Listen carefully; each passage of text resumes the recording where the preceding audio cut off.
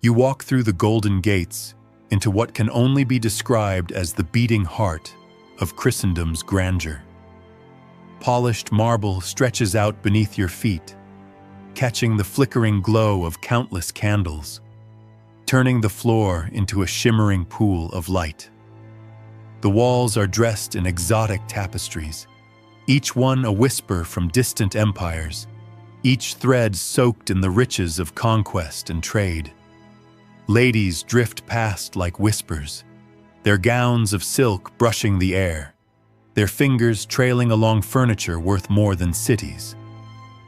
The air itself hums with a strange electricity, thick with centuries of secrets, heavy with the perfume of roses and ambergris, vibrating with the charge of absolute unquestioned power. This, you think, is the dream. The storybook brought to life. A world of elegance and power, of glittering crowns and velvet whispers. You take a deep breath to absorb the majesty, and then it hits you. The smell, a cloying sweetness, the heavy scent of perfume. But beneath it, something else, something raw and sour. Your nose burns, your eyes water. Suddenly the fantasy shudders, the illusion cracks. This isn't the spotless realm of fairy tales or the romantic elegance of period films. This is the actual court of medieval and Renaissance royalty, and behind the jewels, beneath the silks, lies a world of filth that would horrify the modern soul. The noblewoman gliding toward you in her embroidered brocade, sleeves dripping with pearls the size of doves' eggs. She hasn't bathed in weeks, maybe months. The elegant man bending into a perfect bow commands armies and advises kings, and carries enough lice on his body to start a colony. And the lady in waiting at his side? She's holding her breath, because the queen's exhale could knock out a warhorse. Welcome to the real royal court, where power was divine, but soap was optional. Where being chosen by God meant never having to apologize for your smell, and where cleanliness is next to godliness wasn't just wrong, it was dangerous heresy. This was a world where queens lived in filth worse than the poorest shelters of today, where beauty routines killed slowly, and where elegance came at the cost of suffering few of us can imagine. But before we delve into the grime-soaked truth of royal life, take a second to hit the like button and subscribe if you haven't already. And leave a comment. Where are you watching from? It's surreal to think we're unearthing these hidden corners of history together from across the world, bound by our curiosity for what's been forgotten. 1. The monthly bath ritual. It's the year 1580. You're a servant at Queen Elizabeth I's court. Dawn creeps over the spires of Greenwich Palace, and you've drawn the short straw. Prepare Her Majesty's bath. Yes, monthly. The most powerful woman in the known world, ruler of an empire, bathed once a month. And even that was seen as pushing medical limits. Doctors warned that bathing too often might open the skin to disease. Once a month was borderline reckless. By firelight, 20 servants begin hauling water, bucket after bucket, from the kitchens, up staircases, through chambers. They fill a wooden tub, rough on the outside but lined inside with fine linen, because the queen's skin must not be touched by splinters. And then the real nightmare begins. Elizabeth didn't remove her makeup daily. In fact, she didn't remove it at all. She used Venetian ceruse, a skin-whitening paste made of vinegar and white lead. She wore it every day, and every new layer went on top of the last. So as you help the queen undress, what you see isn't skin, it's a crust. Her face is a cracked mosaic, flaking white paint, peeling like old wallpaper. When she lowers herself into the warm water, the effect is immediate. The bath turns cloudy, Swirls of sweat, grime, and lead-based paste slough off in ribbons. The scent hits next, a reeking mix of metal, vinegar, and months-old body odor. You stand beside the tub, eyes stinging, stomach turning, as gray flecks of dead skin and flakes of poison float by. The queen stares ahead, serene, as if this is all completely normal. Because to her, it is. 2. The death mask of beauty. Step into Elizabeth's private quarters. Look closely. That pale, ghostly face isn't just painted. It's a mask, a slow-working poison. Every day, new lead-based ceruse is applied right over the old. No washing, no cleansing, just fresh paste layered atop whatever toxins still clung from yesterday, last week, last month. Washing the face? Dangerous. Opening pores? Risky.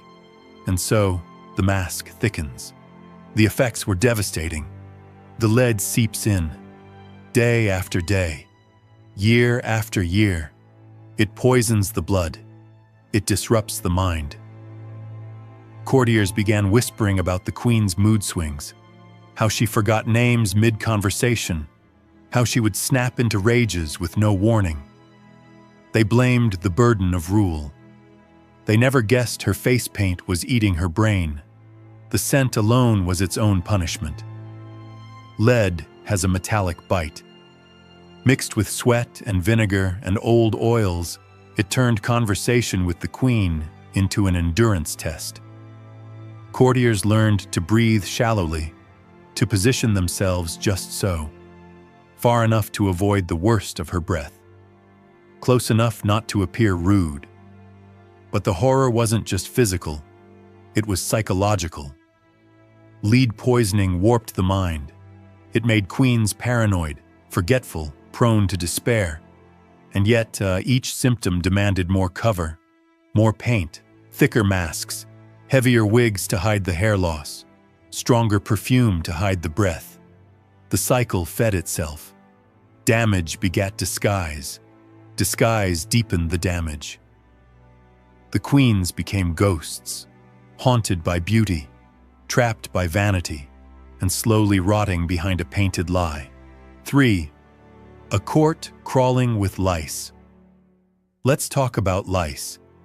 King James I of England famously refused to bathe.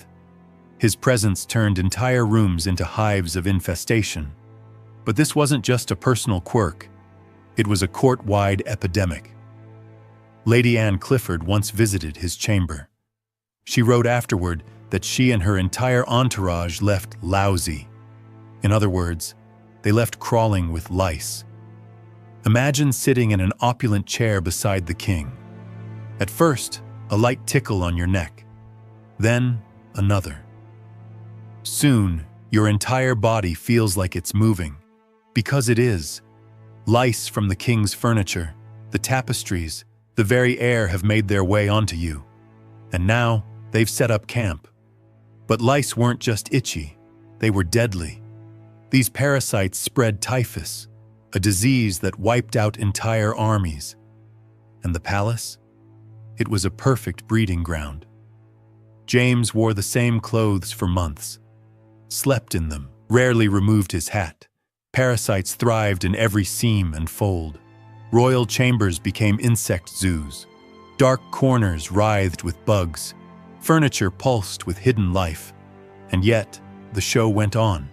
Ceremonies continued. Diplomacy was conducted. Treaties were signed. All while the elite battled armies of insects beneath their gowns and wigs. Fashion didn't help. Women's towering hairstyles, sculpted with bear fat and dusted with powder, created perfect nests for parasites. The grease lured them. The warmth kept them. And with no washing to dislodge them, they stayed. Some women carried long, jeweled scratching sticks to discreetly stab at the itching beneath their wigs. These weren't accessories. They were survival tools. The court had rules for everything, including how to scratch in polite company, because everyone was infested and no one talked about it. They couldn't. They were royalty. and royalty never itches. 4. Venetian ceruse, the silent killer. Of all the tragic weapons in the arsenal of royal beauty, nothing came close to Venetian ceruse. It looked innocent enough, just a soft white paste, vinegar and powdered white lead. But this wasn't makeup, it was a mask of death. And nearly every royal woman in Europe wore it like armor.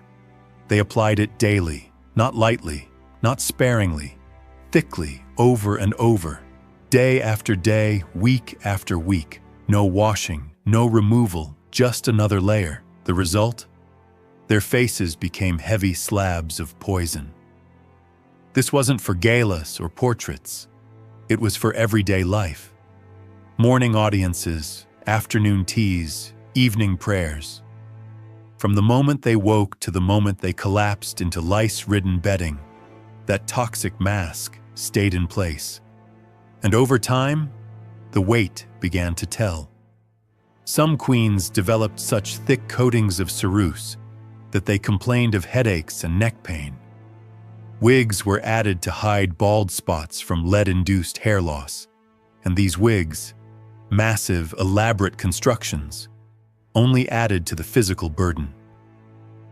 Walking became a chore, sitting for long stretches, nearly impossible. But it wasn't just the body that broke. It was the mind. Lid poisoning creeps in like fog. It dulls the senses. It erodes memory. It creates suspicion where none is needed, turns whispers into insults, shadows into threats. Courtiers began to notice. The queen's temper ran hot.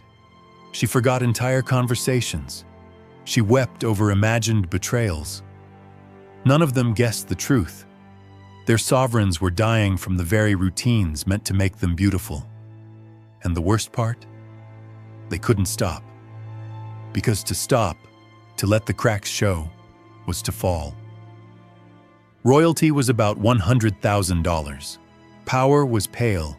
Authority was flawless. Even as their bodies rotted beneath the surface, they doubled down.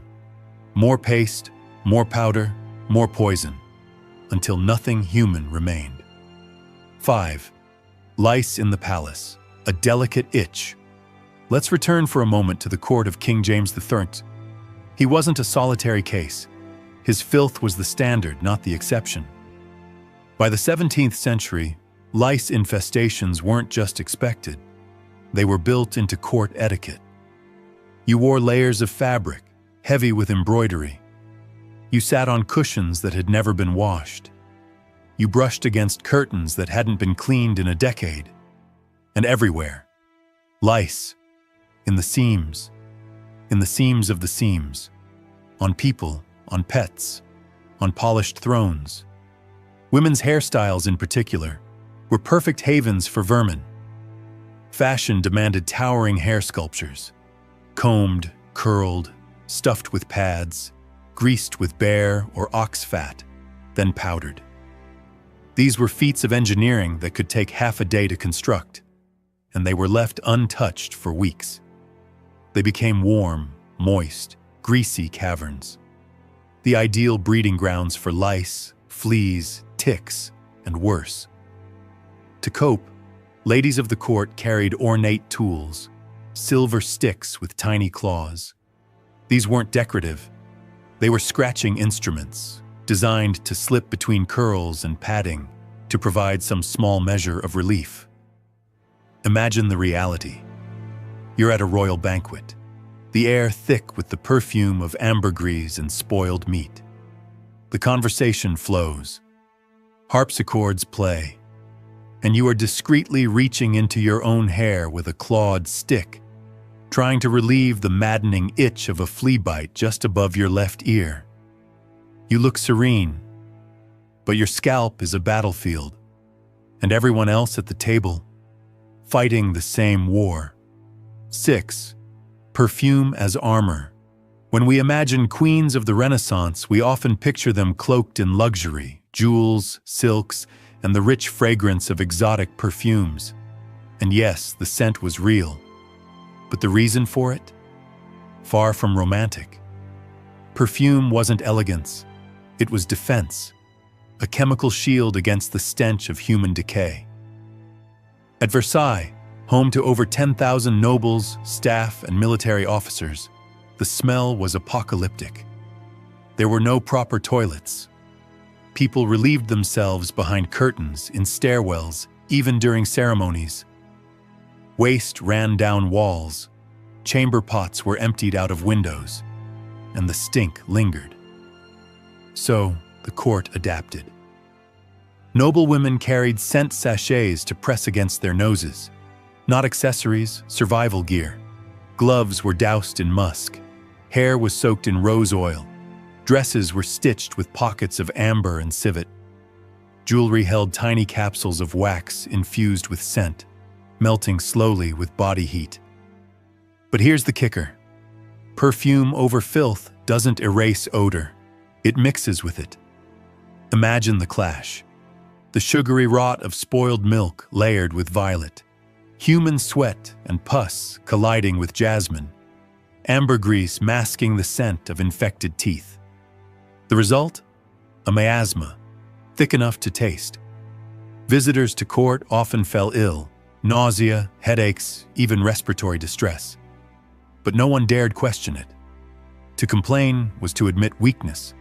To recoil was to insult a monarch. So they smiled and inhaled.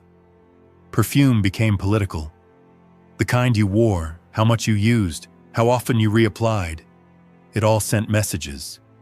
Some scents signaled power, others betrayal. Lovers communicated through fragrance.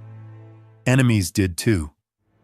And if you couldn't afford enough perfume, you were marked, socially exiled by scent alone. In a world where bathing was dangerous and soap heretical, smell became the dividing line between nobility and obscurity. 7. The groom of the stool. Here's a story you won't believe, but it's absolutely true. In medieval England, one of the most powerful men in the kingdom didn't wear armor or command troops. He cleaned the king's bottom. His official title? Groom of the stool. His job? To carry the king's personal toilet, a portable wooden box lined with velvet, and assist with every aspect of the king's bowel movements. That meant cleaning him. That meant inspecting his waist. That meant offering conversation and political advice while kneeling behind him in the most undignified position imaginable. And here's the disturbing twist. This wasn't a lowly job. It was an honor. The groom of the stool had unrivaled access. He was present during the king's most vulnerable moments. He heard the secrets whispered between grunts. He knew when the king was unwell, before the physicians did. He could speak plainly to the monarch when others couldn't. He became a confidant, a strategist, a shadow ruler. But consider the reality. The king rarely bathed. His body was riddled with infections. His diet was bloated with meat and wine. His waist was foul beyond imagining. And every day the groom knelt behind him, cleaning wounds, wiping excrement, inhaling the royal stench with practiced indifference. This wasn't a moment. It was a career. These men trained in medical observation. They developed specialized tools. They tracked the king's digestion like a science. Some even inherited the role, fathers passing down stool cleaning techniques to their sons. And yet, despite the grotesque nature of the work, these men were elevated to the highest levels of court. Because in a world where power was everything, proximity was the ultimate currency, and no one was closer than the man who wiped the king's rear. 8. The Inquisition against soap. Imagine a world where taking a bath could get you killed. Welcome to 15th century Spain, where Queen Isabella of Castile helped turn soap into heresy. The idea was rooted in twisted theology. Suffering was sacred.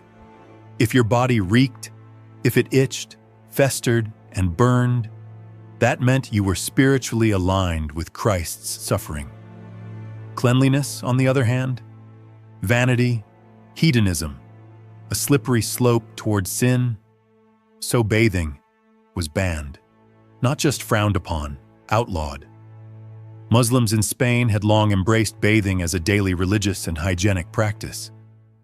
But when the Spanish crown launched its brutal campaign of religious conversion and conquest, they didn't just target beliefs. They targeted cleanliness itself. Bathhouses were demolished. Soap makers were arrested. Washing your body became a secretive, dangerous act.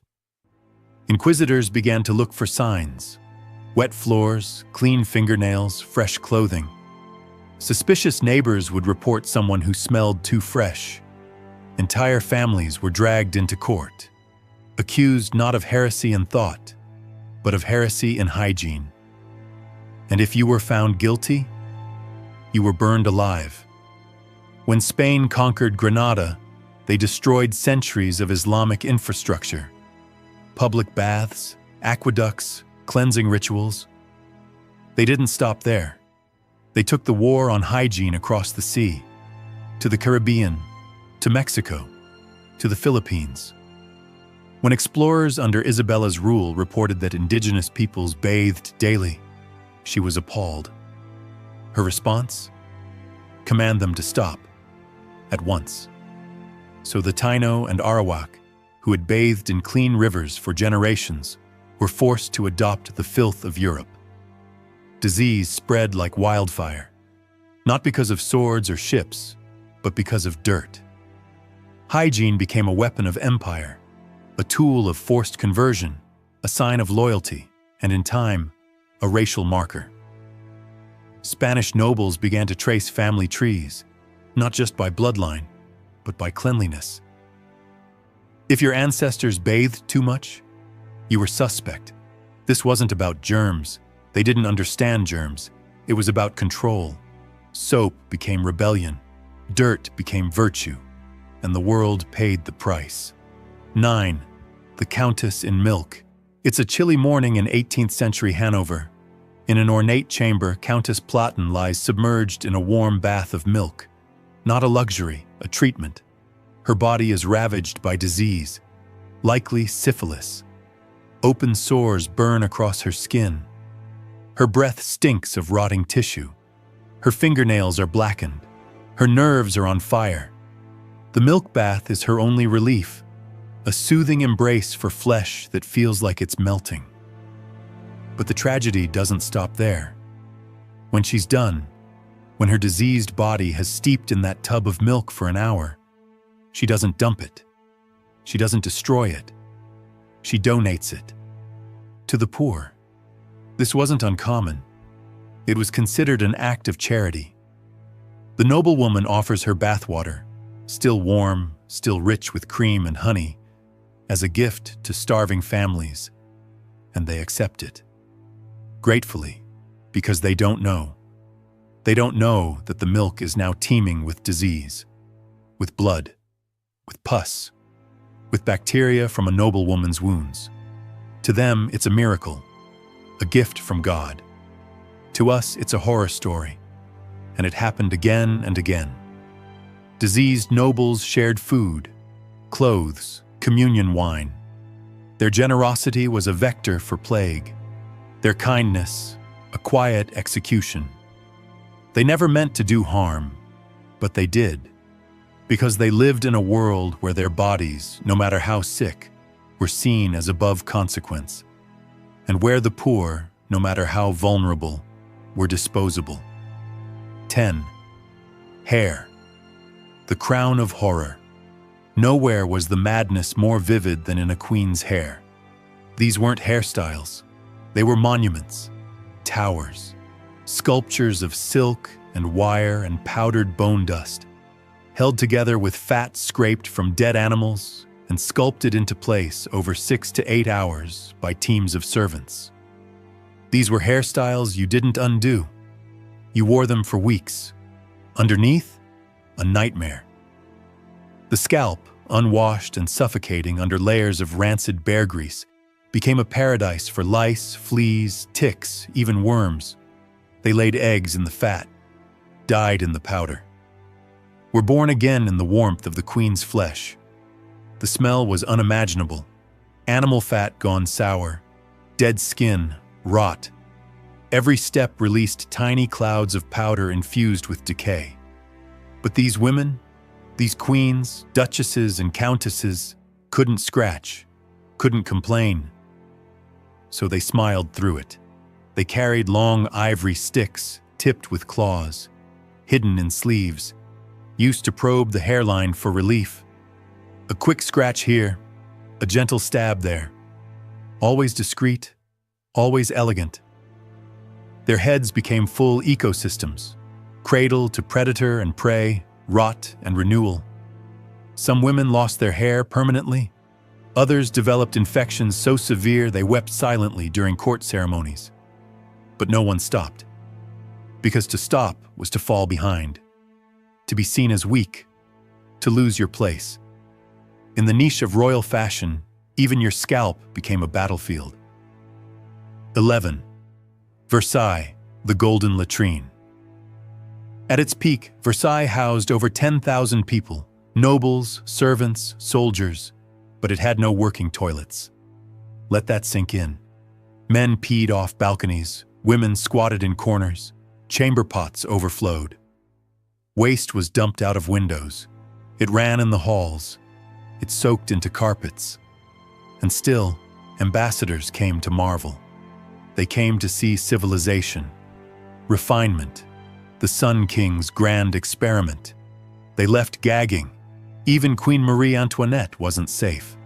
She once walked through an inner courtyard and was hit by human waste thrown from a window above. It landed on her gown. No one apologized. It was Versailles. Waste seeped through floors. Pipe leaks poisoned kitchens. Dining rooms reeked of sewage. Yet banquets continued. Balls raged into the night. Courtiers danced while surrounded by a stench that could stop a clock. Children played in corridors slick with urine, and everyone pretended it was normal. Because Versailles was meant to represent the pinnacle of civilization, to admit the filth was to shatter the illusion. So they didn't. They coped. They adapted. They developed secret codes for where to walk, hand signals for where not to sit, strategies for avoiding the worst smells.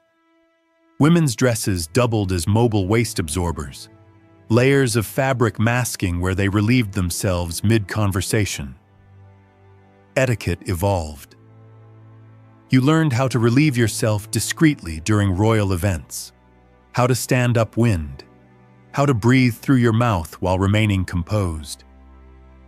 The palace became a theater of denial, a grand stage upon which human decay played every role. The final curtain. We like to imagine royalty as beautiful, refined, superior, but the truth? The truth is filthier, more grotesque, more human. These were women poisoned by paint, men scratching themselves bloody beneath silks, children raised in golden toilets, whole dynasties itching, stinking, rotting from within, trapped in traditions that valued appearance above everything. And yet, they endured. They ruled nations. They wrote laws. They shaped history while suffering in silence, holding their heads high beneath crowns that hid open sores and writhing lice. So next time you see a royal portrait, smooth skin, powdered wig, a smile frozen in time, remember the truth. That beauty came with pain. That power came with rot. And that behind every crown was a human being, slowly decomposing under the weight of their own legend.